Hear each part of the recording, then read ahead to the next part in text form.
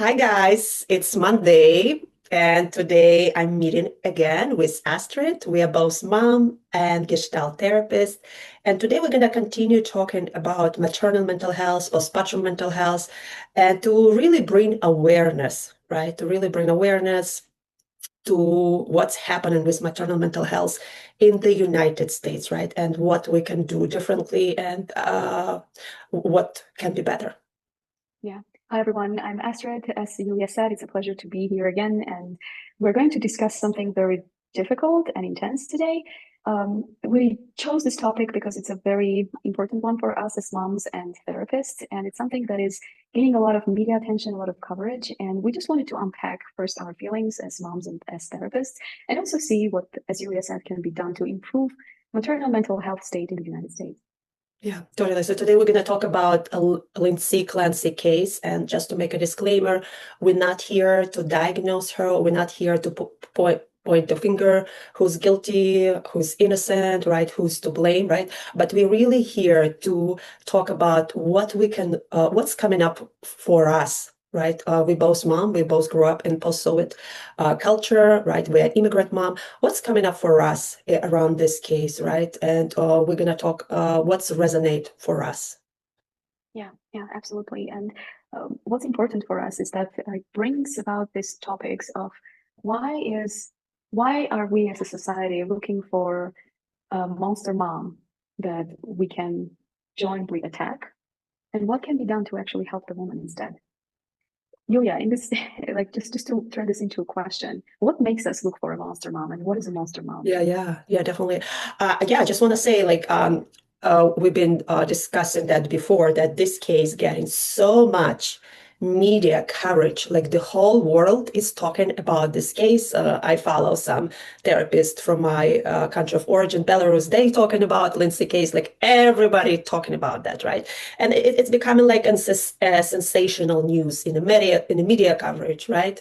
And we want to understand why it's so much media coverage, right? And first of all, it's sensation, right? It's sensational news in the quotes, right? And I've been Yeah. looking for the media post, and I found some posts like that's really bring the sensational aspect, like the media, the newspapers, or media posts using this title as monster mom, right? As we talk with Astrid, right? Or a monster mom who killed her kids, right? Or monster or innocent, right? Or like one of the title I'm just going to read, postpartum psychosis or murder, right? So all these very heavy words when it comes to motherhood, right? And everyone is talking about. So why is Mhm. that, Astrid? It's really interesting. We, as a society, have this idealized image of motherhood, the idealized image of a mother and what a mother should be. You and I grew up in Belarus. I grew up in Armenia. You grew up in Belarus, and we have this cultural image of a mother-heroine. It's the sacrificing mother, the protecting mother, the mother who just doesn't do anything else, doesn't have a life of her own, but she lives for her kids. That's all she does. And when we see Lindsay Clancy on the news, obviously it triggers very deep unconscious archetypal understandings, images in our psyche. So I think it's just a big cultural shock for people. The image of Lindsay Clancy standing in such contradiction with this idealized image of protecting, nurturing mother. And we don't want to sound like we don't see how horrible the situation is. Of course it is. It's the biggest tragedy. Like, we as a society, we should all feel some level of responsibility for what happened to this woman and her children and the family. It's terrible. And the reason we think that, well, I think the reason that it gets so much coverage in the news is because it just stands in such contradiction with the idealized image of a mother.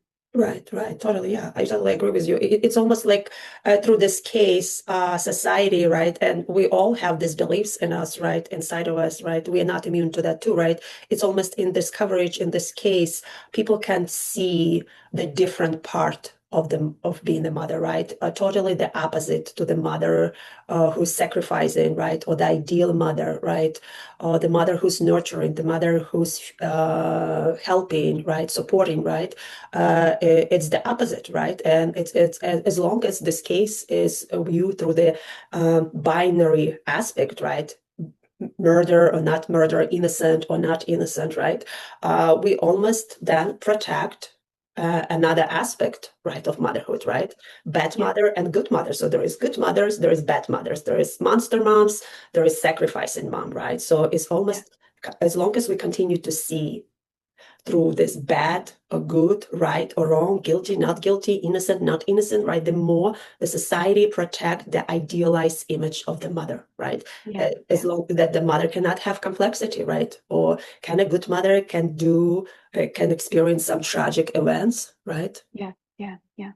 And all this conversation, all this news, and this whole sensation, as you very like precisely and accurately described this, Julia, all of this puts the responsibility on the mother. Like she is the one who takes full responsibility for everything that happened. And this case is extreme. I understand that, but also as an American society, we don't really do anything to support the mother throughout this very vulnerable, very difficult period of initiation into motherhood. So just like looking at this woman and saying, "Oh, she killed her kids, therefore she's terrible," without really unpacking how did this woman arrive at this state? What happened? Did she have support? Did she ask for help? Was her was her request met properly? Were the doctors paying proper attention to her? Like all these questions are just being skipped, and everything is put, all the responsibility, the guilt, the blame is put on the mother. Right, right, yeah. And that's bring me to our next question, right? Why that we want to focus on our reaction, what's resonate with us in our case. So our next question, why we feel so enraged in this case, right? And how it's connected to our history growing up in post-Soviet culture, right? And I started to noticing my anger and my rage to this case, to this coverage, to be precisely to the coverage of the case, right away. And I started to be curious because well, what is it about? Because in Gestalt therapy, like we always bring curiosity, right? There is no bad or good feelings. Like, Yeah. what's my anger? What's my rage is about? Like, why I feel so emotionally drawn to this case, right? And I talked to you, Astrid, right? As you understand where I'm coming from, right? You also grew up in post-Soviet culture in Armenia, right? And we talk about Yeah. that what bring us to us, right? Our intergenerational trauma, right? There is Yeah. different layers of intergenerational trauma, right? First layer is how mental health or psychiatry or the absence of therapy was in post-Soviet culture, right? Yeah. I Yeah. still remember that I did like around like 4 years in college in Belarus. I was also studying psychology, and I still remember that we've been learning that psychiatry, there's a kind of dark history of psychiatry during the Soviet era, and that the psychiatry was used as a punishment a lot of times, right, for folks who disagree Yeah. with the Yeah. government, Yeah. who folks who disagree with political regime, right? So poor people would just get arrested, put in a mental health institution, would be prescribed psychotropic drugs that they don't really need it, and God knows where they were ever discharged or where they ever get discharged, right? And what happened with the psyche, right? If you get prescribed some mental health medication, like really strong, maybe antipsychotic or something else, right? Or neuroleptics, right? That you really don't need it, right? So that's a really dark Yeah. history in Soviet Union when it comes to mental health, right? And Yeah. Yeah. although I grew up in post-Soviet era, I still kind of carry that, right? And of course, when I came here, right, it's still sit with me inside like this dark history period of time, right? That's why when I start reading some snapshots of Lindsay case coverage, I'm like, oh my God, like, do I relive the history? Like, am my Mm. history coming in the present moment? Like, why the mental health is still like being villainized, right? Why mental health is Yeah. still portrayed as monster, right? As something crazy, right? And why we're not talking about therapy? Because in post-Soviet era, right, women just was getting, in a good case scenario, was thrown some medications, Yeah. and the tragedy was there was no therapy back then, right? There was no Yeah. support group, there was no long therapy, so it was very narrow to the biological aspect. And of course, biology does exist. I don't argue that, right? But also, a medication is not a happy pill, right? Yeah. It's not a Yeah. happy Yeah. pill. Like we need to have a hold as a mother. We need to have a hold in space. So that's why I feel like so saddened with what happened in this case. Like, was Lindsay had a hold in space? Was somebody holding her hand? Right? Did you have a Yeah. trained postpartum therapist? Was she ever attend postpartum groups? Like, what did she ever had a tribe of other moms? Or she was just thrown this medication and then 5 minutes visit to psychiatrists because they overwhelmed with the mental health Yeah. system in the hospital, right? They operate through the metrics, right? It's Yeah. so Yeah. It's sad. What's It coming is up so for you, sad. Astrid? It's so interesting. I was feeling enraged before, like the first meeting we had to discuss this topic. And then I started feeling sad and I'm feeling enraged again because you're absolutely right. That psychiatry and psychotherapy and mental health was considered the KGB weapon. If you're Really? remotely associated with that, then you're the crazy one, then you're the ill one, then you're the exile. And nobody really wanted to do anything with you in the post-Soviet, well, in the Soviet and then post-Soviet times. So like imagine the bind of the mother who gave birth, who is going through incredibly hard period in her life. She can't show it. She can't feel it. She can't allow herself to admit that she's going through that. It's like every single way to like seek help, to put herself out there and ask for help and ask for support. All of these avenues are being blocked by some kind of a stigma. And that also exists here. It's just so sad for me to realize that in the United States, in one of the most I don't know, privileged, or how I don't know how to describe the country in this case, Right. but like it's like shouldn't it be better? I Right, guess exactly. we have that expectation. Totally. Yeah. That's why I feel so enraged at the coverage of this case. Like this is 2026. Why the hell Yeah. like the coverage is still using like monster, right? Yeah. This is not a cave age, right? I No, remember no. teaching general psychology several years ago, right? And I've been covering the history of mental health through medieval times. A person who was mental health diagnosis or mental health illness, right, was portrayed as crazy, was portrayed as a monster, was considered they have an evil spirit inside of them. And look, this is 2026. We're And still using the same language. still using the same language. What the hell, right?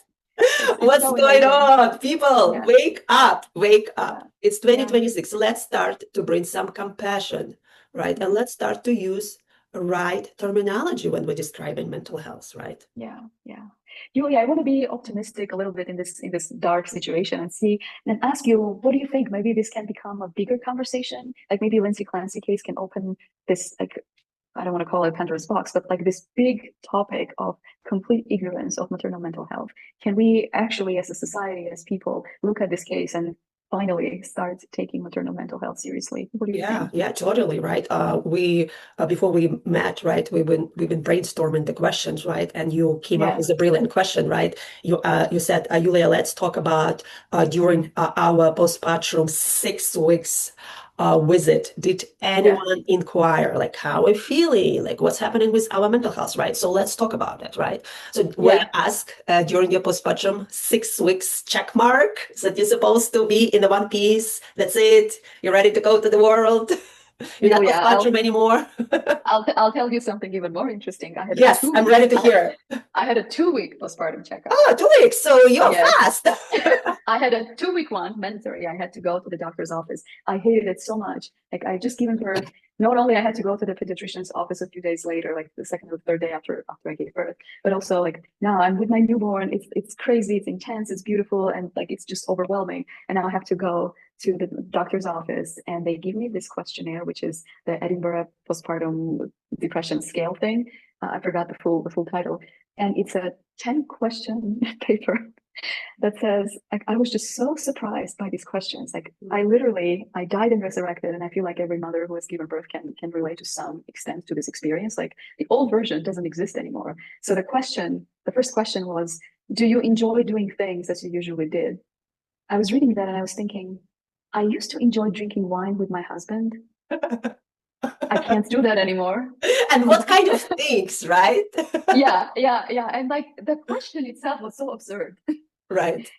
And then I went on and on and on, and all the 10 questions, they just didn't make sense to the new mother who has found herself in this brave new world with a newborn, having breastfeeding issues, identity issues, everything. The whole world has like your body is so sore, right? You didn't bounce back, like mentally, phically, right? Everything kind of not in the right place, like clicking, whatever it is, right? Yeah, totally. And I just remember, I just clicked everything. Yeah, I'm doing great. I'm doing great. Because it was just such a bureaucracy. With all the respect to anyone who created this scale, maybe they did it with the best intentions. It's just a useless piece of paper right now. It was created in the 80s or something like that. We can all like Google and find information. I think it was created in the 80s in the UK, in Scotland.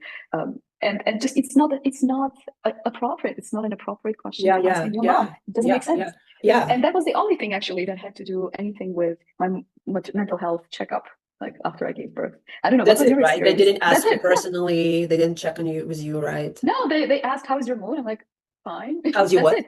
How is your mood? I'm like, fine. Are you breastfeeding? Yes, I'm trying to. Fine, check Yeah, mark. yeah, check mark. The whole visit, that 2 week visit, lasted for 5 minutes. And I Right, remember calling my husband and feeling furious. Like, I right, can't believe I have yeah, to leave my newborn, go to this doctor's office, fill out a stupid questionnaire, and then right. leave like within 5 minutes. And that was it. Yeah, And yeah. that was No, my this is postpartum like, checkup. thank you so much, first of all, for your vulnerability and being so brave because I know you and your mom, right? And it's still like so fresh for you. And thank you for sharing that because I'm pretty sure your experience is not only your experience, right? But it's kind of the snap of the experience of other moms who just gave birth recently. So I'll share my experience, right? What's interesting in Yeah, our case, please do. like, yeah, I also gonna be honest. What's interesting in our case that we can see through different like decades what's happening with the postpartum visit. Yeah. So with my daughter, I gave birth like almost 19 years ago. So I went to 6 weeks check mark. I also remember it was pretty difficult. Oh my God, to get out, to go somewhere. My first baby, like I was feeling I'm already brave enough. So I went. Back then there was no this questionnaire at all. So they check my body. They just check, oh, I can resume the physical intimacy. I can resume the working out. I'm fine, right? So I came Yep. home and of course I was so overwhelmed. My first baby, 2 years in a new country, like God knows what's happening with me, right? So that was the extent. So there was no mental health, maternal mental health Yeah. back then. So Yeah. with my son, I gave birth like he's 12, like 12 years ago. So let's see what's happened there. Again, no questionnaire. Again, check, check, check. You're fine, you're fine, you're fine. Right. So, but with my son, it was a little bit easier because I already have a mom tribe. So Yeah. I felt Yeah. more supported and I felt like I'm not going to listen to this doctor so much Yeah. because I have Oh my other God. moms, right? That's going to support Yeah. me. So it was much easier. But what's interesting, like recently, maybe 2 years ago, I went to GYN practice for the regular checkup, and they also even GYN practices right now they start using this questionnaire what you described. And so I remember reading these questionnaires, and this is me. Like I am a therapist, right? I'm a mental health professional. But what's interesting, right? Even like reading this question, like and put like on the paper, and yeah, I was stressed out. I was going through some depression or anxiety, right? Back then, I was going through something hard. So, but do I want to put on the paper? And I said, no, I'm fine. And Yeah. what's important from this, right? That questionnaire, it's a beautiful instrument, right? But it's a technique, right? And in Gestalt terms, there is no technique, right? It's through the connection through me and you, right? Yeah. So I Yeah. think this questionnaire definitely needs to be utilized in a different way, not just a paper, but through common like simple like compassion language. Hey, just want to check in with you, like how you been be feeling, like what's happening with your sleep. Like these questions needs to ask in person, right? Not through the paper. And by a therapist. Like Yeah, we have doctors who check up. But my whole prenatal care was pretty routine. You go every month, and then you go every 2 weeks, and then you go every week towards the end. So there was the OBGYN who was constantly checking my physical body. Why don't we have a therapist who is attached to the woman who is giving birth? Also ask the same questions. yeah, Like ask her how is she doing. This way, as you said, it's not on the paper. It's a one-on-one conversation where a therapist can actually find out, is the woman having postpartum mental health issues? Is she receiving enough support? Is there anything right. that we can do to help her?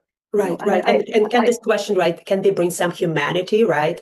Instead of yeah, like this question, like there's nothing wrong with the question, right? But can they like be asked through the human lens, right? Can they do some maybe some personal disclosure? Hey, when I was a mom, I was overwhelmed, blah, blah, blah, blah, blah, right? Because that's gonna change 180 rather. of Have you course. been feeling depressed? Do you enjoy things? What's kind of healthy things? What do I know, right? And do I feel even comfortable to put on the paper, right? And do I feel comfortable as a human to narrow to some kind of symptoms, right? Yeah, Because yeah, it's exactly. very environmental, right? Like Of we've course, been of as a course. mother through major change in our body, through major hormone change, right? Through Yeah, major responsibility, finance, right? And identity, right? So like why have to be narrow to the symptoms, right? Of course, diagnosis is extremely important, right? But I think to get to the root, right? To get this answer, right? And to get the right diagnosis, there should be some connection, right? Should yeah, be some humanity, right? Otherwise, they're gonna put, no, I'm fine, I'm fine, I'm fine, right? Or give yeah, you like yeah, little very snapshot, right? Or put through the yeah, filter, right? They're not gonna yeah, tell you, not gonna tell you what's happening with me, right? right? Unless you're going to be human with me,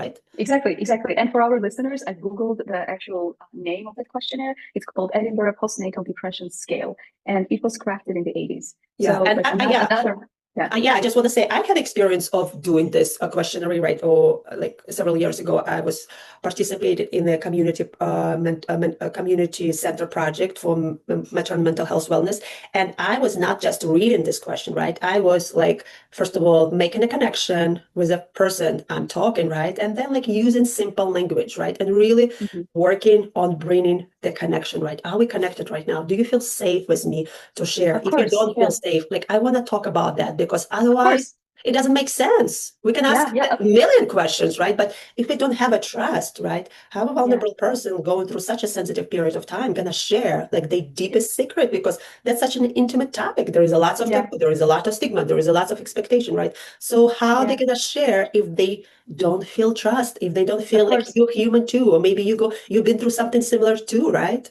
Yeah, yeah, of course, Julia. I'm so happy that you're sharing your experience here and what you did. And you're a therapist, you were Yeah. having kind of a mini therapy session based on this questionnaire. And I get it, the medical system in the US is terrible and nobody has time and every patient has 15 minutes, whatever. But at least like number one, update that questionnaire, make it more appropriate to our Right. times and to a new mother. Like imagine being a new mom in the best mental health state possible.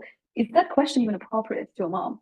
Is that something that you can ask and based on that, like make an assumption about her mental health? That's one thing. And second of all, Julia, you're bringing an amazing point here. If that question is asked by a therapist, and if that questionnaire is turned into a mini therapy session, is the woman feeling safe? Is she feeling connected to herself, the therapist? Is she okay? Is there anything that might prevent her from answering these questions? Like all these things, like I feel like we will already have a more supported system. We will already have like not 100%, but at least definitely improved support for a mother.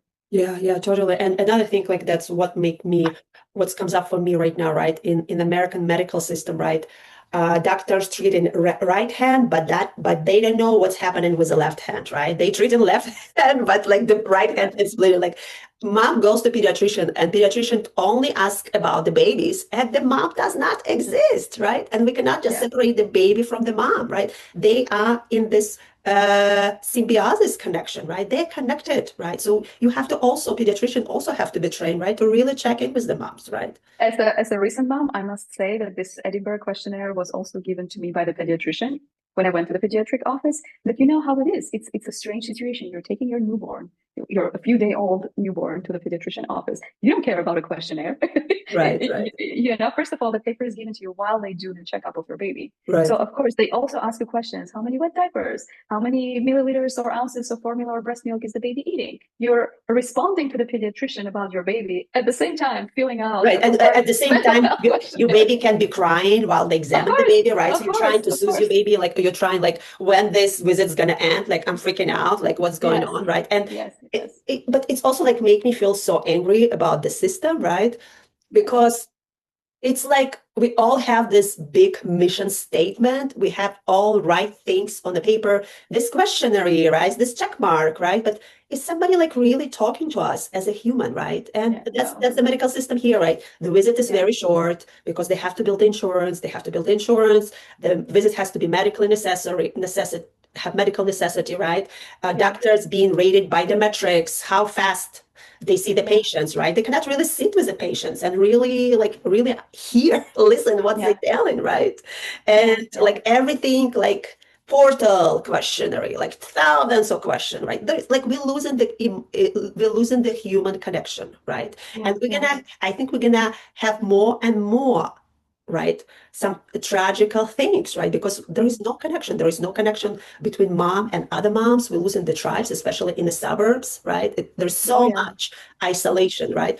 And we're losing the connection between the doctors and the patient. Like 100 years ago, there was no HMOs, right? There was no managed care, right? There was no huge malpractice insurance that squeeze into doctors, right? Nowadays, right? yeah, So like the yeah. doctors really listen to the patients, but nowadays it's all portals, questionnaires. We give you a million questions just to book check mark, just to cover that we're good. Like, do people really care what's happening with us, or are we like being squeezed and narrowed to this check mark? Because as long as we I check mark, that's what's going to be happening. Yeah, it's such a good point, Yulia. You're absolutely right. And thinking of my postpartum months, like the fourth trimester and even beyond that, I remember the biggest help came to me from other moms. And it was not the doctor, it was not the and my therapist, obviously, but like it was not the doctor, it was not the medical system. It was just literally moms reaching out and telling me that I'm doing a good job. It's a new thing that I'm learning. It's fine. Everything is going to be great and everything is going to work out well. So like this hopeful messages, this reaching out to me and just showing that there is somebody out there who can relate to my experience. That I'm not alone in this. That was the biggest help that I could receive as a new mom. I'm curious, what was it for you, Yulia? Like Yeah, I'm so lucky and I'm so privileged because before I got pregnant, oh no, like during my 8 or 9 months, I went to, I found local La Leche League group and I found the amazing La Leche leader and I started going to this meeting religiously, like every yeah. Tuesday, 11 a.m. every month I showed up there and then Jen, she visited me while I gave birth, she helped me with the breastfeeding and then Oh, that was a reason for me to get out of the house every month and that's how I met my best mom friends, so other moms, so other humans, like talk to adults. That's where someone like was holding my baby while I was eating yummy bagel. oh, It was like so community based, like it was like really holding environment. And I think yeah, if I did not have this experience, I might be more overwhelmed, more depressed, right? Or whatever is that, right? It's such important to have a tribe, right? A tribe of yeah, other mom, a tribe of other humans, right? yeah, Like a yeah, reason to get out of the house, right? yeah, Eat together, right? Seeing babies together, right? Doing something together, right? Doing not alone. yeah, yeah. And I know that we're coming close to the end of our recording today, and I wanted to say that reach out to moms. If you know any mom in your surroundings, in your friend group, she might not have the language yet to explain, to describe what she's going through, but she needs somebody to reach out to her and tell her that there is somebody out there who can relate, who understands, and who Yeah, cares for her, that she's not alone. And yeah, human connection, basic human connection, care and love, they can really prevent tragedies, the tragedies that we read on the news, the tragedies that we hear from our friends on the radio, on different sources of information. yeah. Just be a human, be connected. Yeah, and I want to say at the end, what's really beautiful here, like as I'm talking to you, Astrid, that we can be vulnerable with each other, right? And we share this vulnerability with our listener. And I want to encourage everyone who listened to us today, right? Bring some vulnerability when you talk to another fellow mom or expectant mom or mom or a woman who's thinking about pregnancy or being a mom, right? Bring some vulnerability, right? Don't idealize your motherhood, right? Bring something Yeah, vulnerable, share something vulnerable about yourself, share some of your hardships because that's how we start making change in our society, right? Not through these big portal questions, right? Not through this check mark, but really through ourselves, right? Can we be vulnerable, right? Can yeah, we model this vulnerability, right? yeah, Because this vulnerability gonna bring connection and gonna help destigmatize motherhood, right? And gonna show really the complexity. That's what we start our conversation today. There is no good or bad mother, right? There is complexities, right, of feelings, complexity of experience, and complexities can coexist, right? yeah, So let's yeah, start from ourselves. I always say charity starts from home, right? yeah, Charity yeah. starts from us. Let's start today because today is the time and we can make a change. And Wonderful. we're gonna And make a change. we are going to make a change, absolutely. As Julia said, we're looking forward to hearing your stories, your vulnerabilities Yeah, as and well. please And share in the comments or reach out to us what's yeah, resonated for us. This is so important. We yeah, always get thrilled and so honored to hear your feedback, to hear what's resonated, what doesn't, right? What bring up to you, and also share this podcast, YouTube talks with other moms who might need it. Let's spread the word. Let's spread some yeah, lightness, not the darkness. We're not in medieval age. absolutely. Thank you, Julia, for this Thank you, conversation. Astrid. Thank you. And thank you, everyone, for listening. Thank you, guys. Bye See bye. you soon.